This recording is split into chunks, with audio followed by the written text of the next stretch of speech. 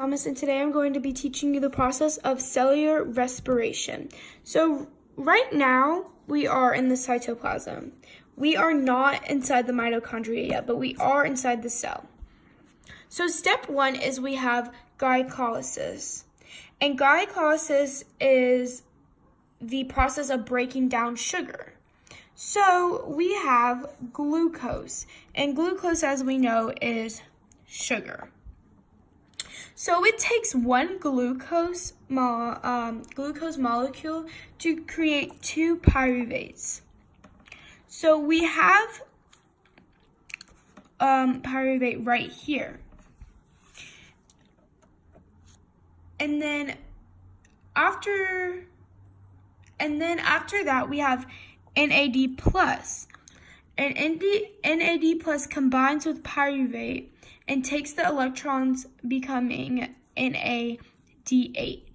And NADH is going to be our electron carrier, and we will see it later in the mitochondria.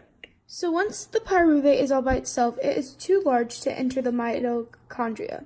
So it forms a phosphate group with 3 carbon molecules, and it breaks off one of the carbon molecules, creating energy to making energy to create ATP. So now that the phosphate group it's small enough to enter the mitochondria, so it diffuses through the outer membrane and through the cristae membrane, and is now in what is called the matrix, which is right there. Now that NAD has came into the mitochondria, it takes the electrons from the pyruvic acid, takes an ATP, and goes out and leaves the mitochondria, leaving the 2 carbons. Then the next step is a coenzyme comes in and tells, and basically is getting them ready for the Krebs cycle. Next, a 4 carbon compound comes and makes it a 6 carbon molecule, and so the coenzyme leaves. The coenzyme leaves, and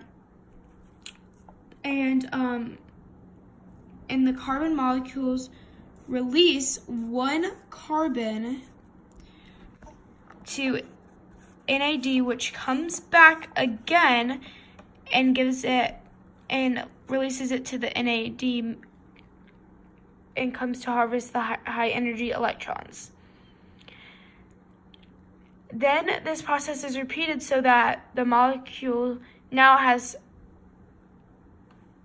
so now we have 5 carbon. So the NAD in the repeats itself, so that now we have 4 carbons and 2 NAD, and 2 NAD have become NADH.